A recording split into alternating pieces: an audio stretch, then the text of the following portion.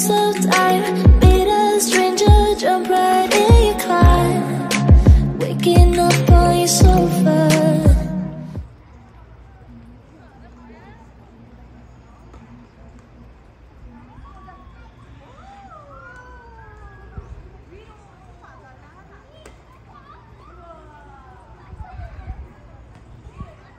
2,000 years later.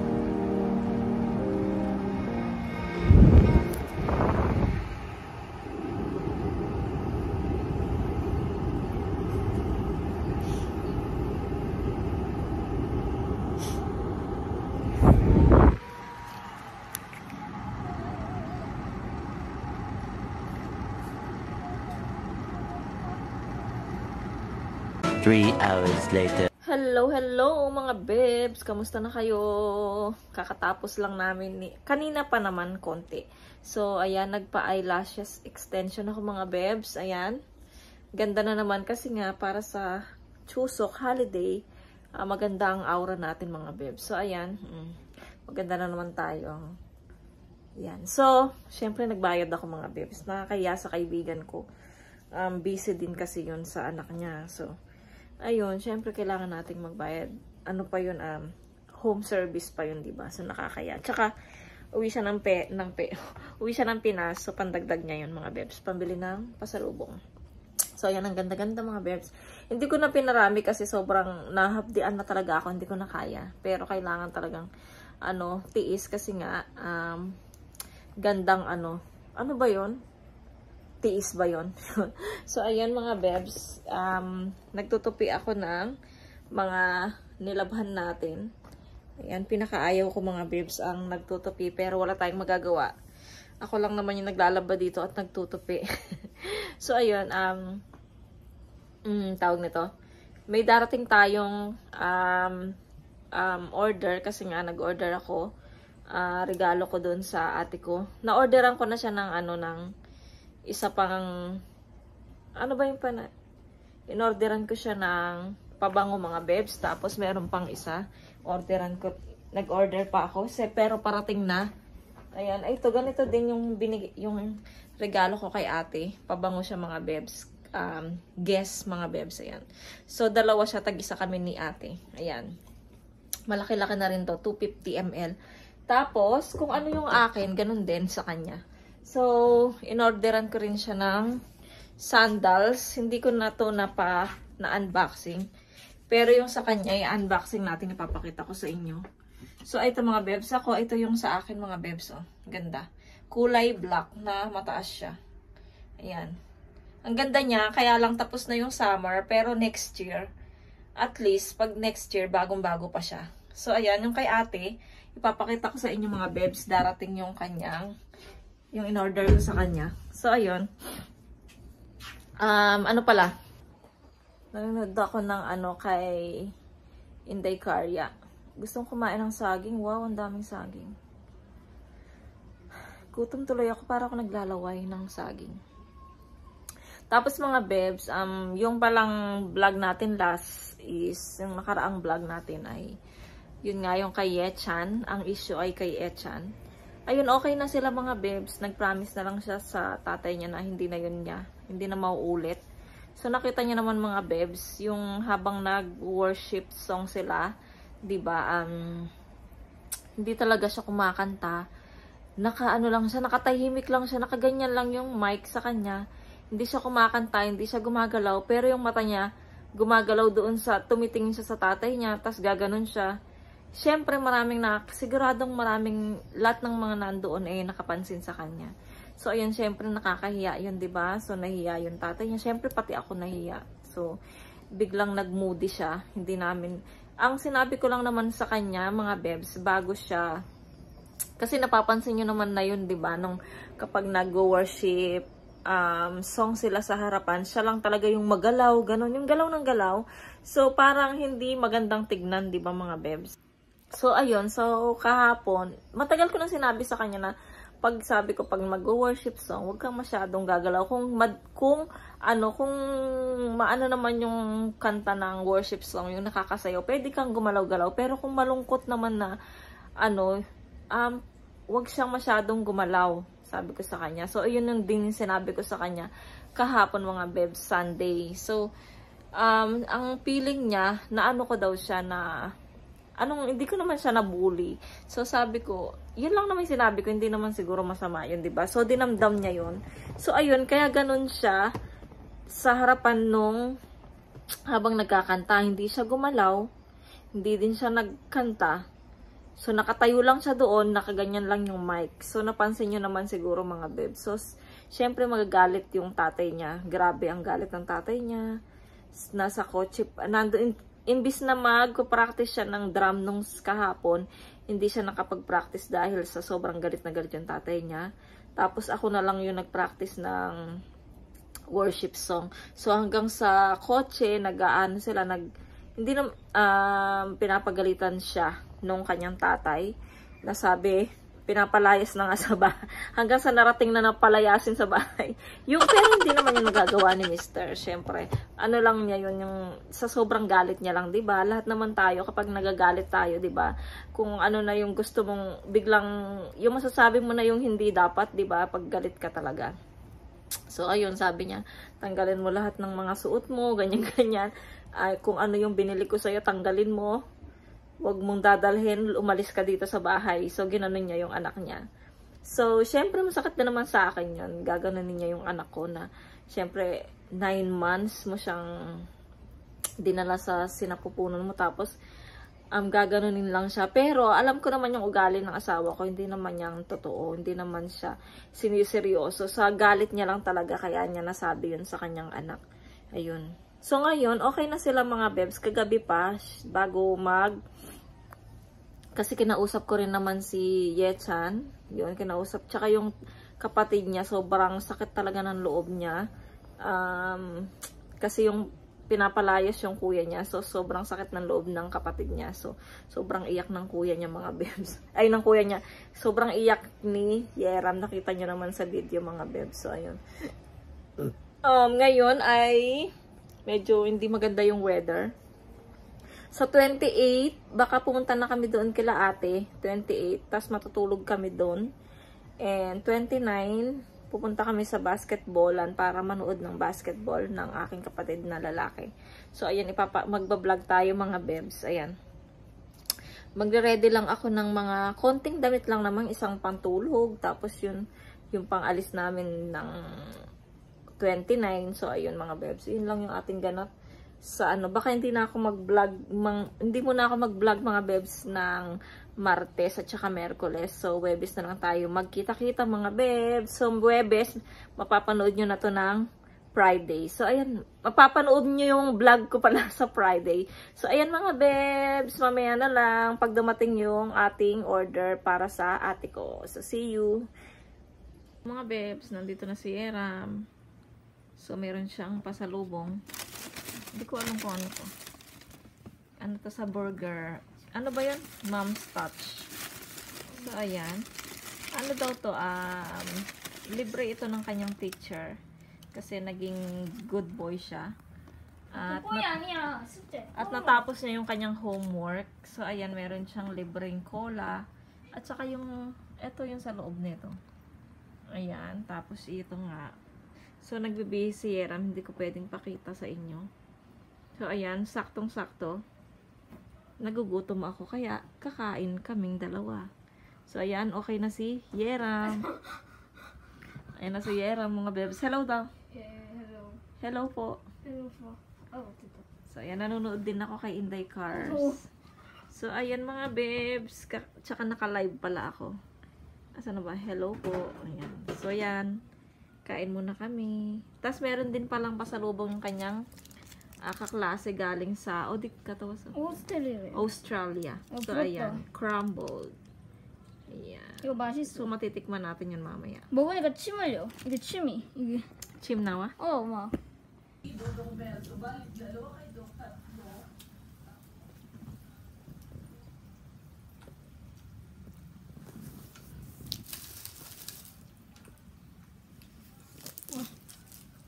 처음 먹어보네.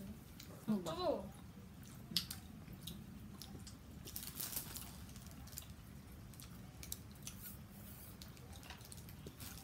이리 와. 먹어봐. 아주 여기. 이것도 치워. 흘리겠다 이거.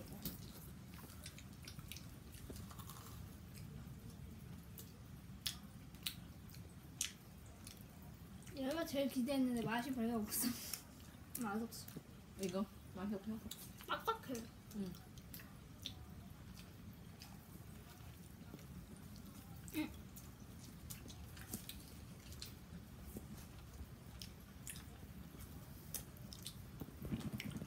One hour later. Bebs, nandito tayo sa room. Good evening na. So, 5:30 na mga bebs. Pasensya na sa hair. Nakaiga kasi ako, nanonood ako ng vlog. So, andito na yung ating order na regalo natin kay sister. Syempre, ma-upload ko to. Upload ko na lang to. Katapos namin doon. Kasi baka makita nyo na. Pero okay lang. Baka hindi naman nanonood si ate ko sa vlog ko. Kaya okay lang. So, ayan. Wow, ang ganda. Wow. Parang type ko. Ang ganda niya mga bibs. Wow. I love it. Uy, ang cute. Uy, ang cute niya mga bibs. Ang cute. Wow. Wow, ang cute niya mga bebs. Ay, ang cute. Ang cute ng pink. No, itry natin mga bebs. Ano to eh,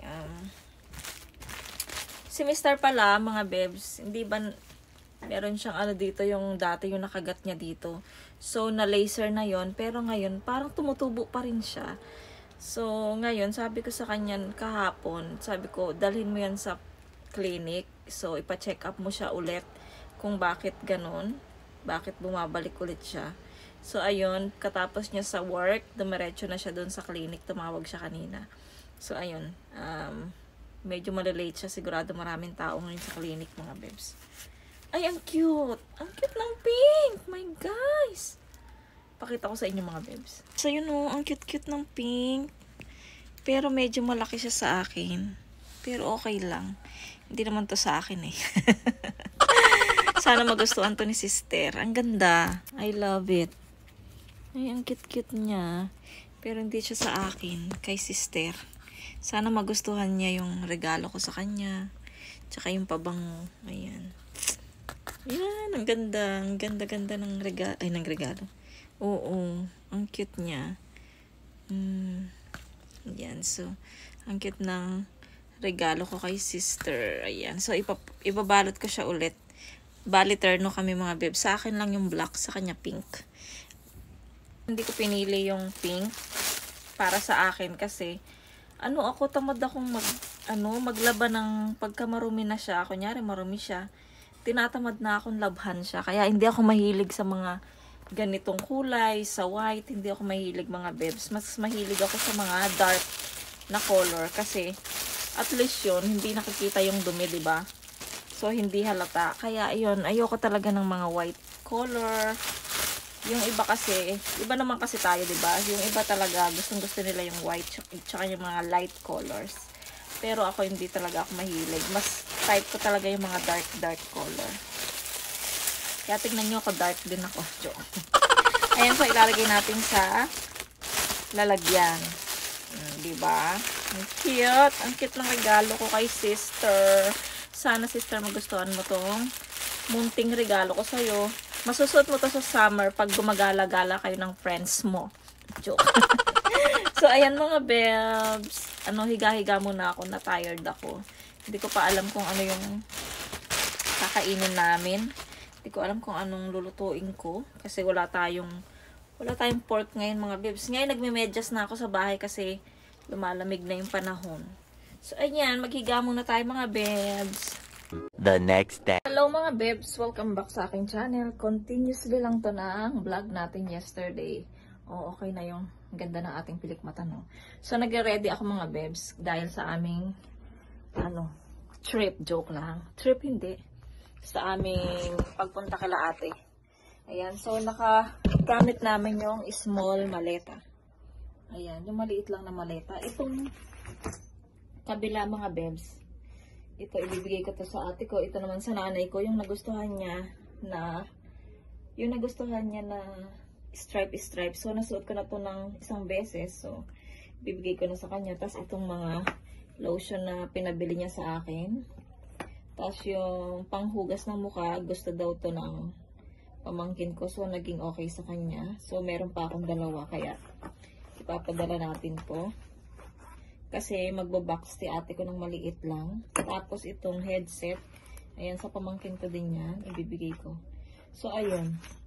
Tapos dito naman sa kabila. Dito panty, yung sa bulsa nito. Tapos sa kabila yung mga suot namin. Isusuot namin doon. Pantulog, ganyan. Tapos yung pang alis, ganun. Kasi bukas. Kasi Thursday, mga bebs, punta na kami doon. Tapos Thursday, Friday naman ay sasama kami sa kanila para kasi mag-basketball yung aking kapatid, diba, na lalaki. So, manonood kami. Pagkatapos nila mag-basketball, uwi kami ng Ulsan. At least nakatulog kami dun sa kanila ng isang gabi. So, para hindi magtampo yung isa dyan, joke. Ayun. So, pagkatapos nun hanggang Saturday pa naman yung holiday. Kasi mag-start yung holiday, mga bebs. Thursday, Friday, Saturday. So, kasi si Mr., yung mga, naman na, may mga walang trabaho ng Saturday, parang lang sa kanila yun, pahinga lang sa kanila yun. So, normal yun sa kanila. Pero kay Mr. kasi Saturday, meron talaga siyang pasok kahit Saturday. So, ayun. So, yung mga walang pasok ng Saturday, so Thursday, Friday lang talaga yung bakasyon nila. Ayan, mga bebs, ang isusot natin pag nanood tayo ng basketball. Ang sexy, no? Hindi, sayang naman kasi siya kung hindi ko siya isusuot. So, binili ko siya, dapat isuot natin siya. Tsaka, andyan naman si Mister, mga bebs. Kahit isuot ko to, pag nandyan lang si Mister, mga bebs, din ako nagsusuot ng mga ganito. Pag wala akong kasama, hindi ako nagsusuot. Kunyari, hindi ko kasama si Mister, hindi ako nagsusuot ng mga ganito. Ayan, hindi na siya magsara dati. Dati mga bebs, ano to medyo okay siya sa akin. So, syempre, medyo tumagbata-bata tayo. Ano siya? Matagal na to mga bebs, siguro ilang taon na to. 2014 or 13, ganyan. 2013, ayan. Binili ko to doon sa kaibigan ko na kasi dati nagbenta siya ng mga damit niya. So, ayun, nabili ko to, nagustuhan ko siya. Ay, binenta niya pala to sa akin. Oo, binili niya kasi to, hindi medyo maliit sa kanya. So, binenta niya sa akin kasi alam niya, maliit yung katawan ko dati mga bebs. Kasi noong 2011, 12, 13, ganyan, sobrang liit ng katawan ko noon mga bebs. So, ayan, binenta niya sa akin. So, ayan, hanggang ngayon, sa akin pa rin siya. 2023 na. Pero okay pa naman siya. Kasyang-kasya pa. Pagka manipis yung suot mo sa loob mga bebs, kasya siya. Pero pagka maluwang yung isusuot mo, may hirapan ka, hindi kasya. Tsaka hindi ka na makakagalaw mga bebs. Hindi, ganyan, hindi na. Ayan. So, ang ganda.